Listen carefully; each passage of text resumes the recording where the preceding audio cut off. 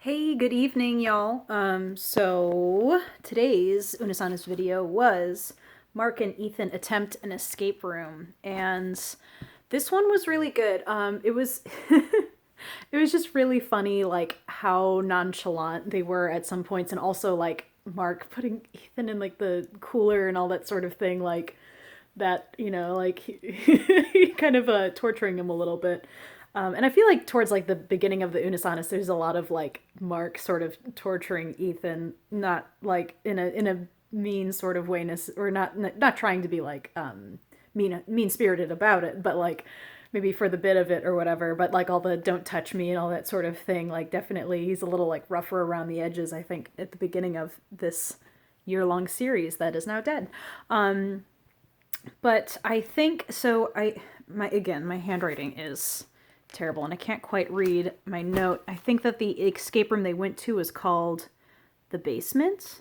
I'm hoping that's right.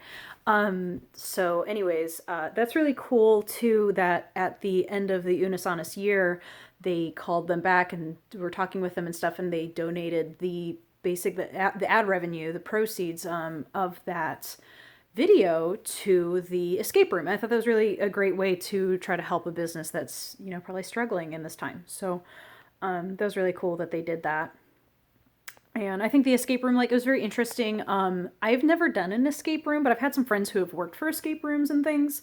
I always think that's like an interesting thing. Like, I don't know, like what to really say of it too much about. Like, I'm definitely not speaking from a place of experience or knowledge, but I thought it was an interesting watch. It was like I think a longer video too, but I think I might have gone back through and watched it a second time because it was worth the watch. It was worth it was really good, and it was a really interesting sort of escape room scenario. I liked that, they had the joke at the beginning about like there's a Daniel Day-Lewis type in there, like a character actor, and they're like, oh my god, is it Daniel Day-Lewis?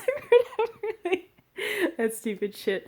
So I thought that was really cool that they did that, and I think that the actor that was basically like in that part of the escape room did very well. I don't know what sort of training you would have to do to be in that sort of situation, but I think that'd be really really neat.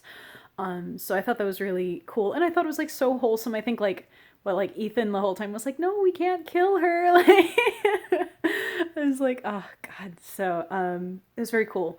And one other thing I thought was interesting was I think they said that there was a KC location of this franchise. Correct me if I'm wrong, but I thought that was really neat too. That would be one that would be close enough to me that I could theoretically visit once COVID-y stuff is not a disaster. But I didn't have like a whole heck of a lot to say on that video because it sort of spoke for itself. And if you missed it, then you missed it. There was definitely like some good bits that I sort of remember, but it was Mark and Eve trying to solve one of them escape roomy puzzles, and I'm pretty like they failed, but they had fun, and they definitely like had their personality show through that.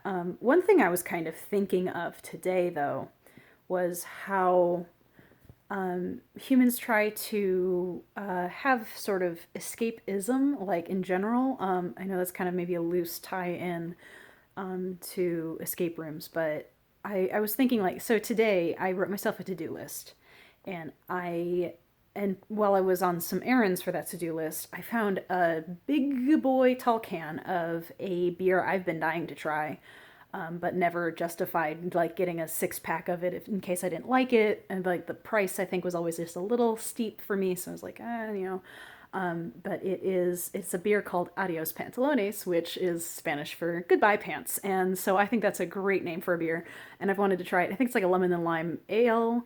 But I was going to have that be like an incentive for me to get my to-do list done, and and I didn't quite get my to-do list done. I might still work on it tonight, but it is nearly midnight, and I do have work tomorrow. But I'm gonna still work on it. And the thing is, so I'm not going to give myself the incentive since I didn't do the to-do list. But if I do that tomorrow, then maybe I'll crack it open tomorrow. So, anyways, but yeah, it's interesting. Like, kind of, I was thinking about how we incentivize ourselves, and like, Even like situations of like studies of like rats in cages and the sort of incentives that they would get. I always think that stuff's very interesting. And I think about that, I guess, I mean, like, I don't know if that has anything to do with an escape room, but I think that escapism, the way that we think about, like the way that we try to escape like the boringness of reality or the sort of suffering that life brings, there's all sorts of things that I think that people do. And I mean, for me, like, yeah, like, having a few cocktails, alcohol can definitely be an escapism. I mean, some people definitely do like other drugs and stuff too, which, you know I'm not going to speak on that. But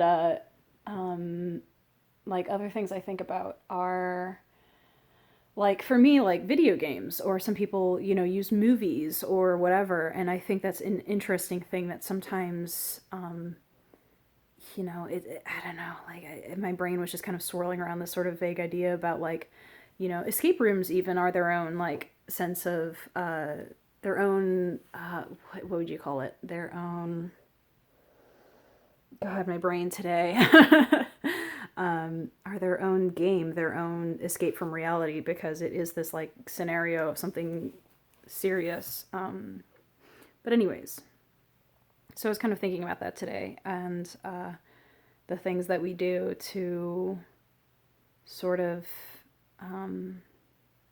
alter our perceptions and everything. So anyways, I don't really have anything else to say. It was just kind of like a day for me, which is good. I got some things done that I needed to get done, so that was definitely good. But anyways, I'll see you guys tomorrow.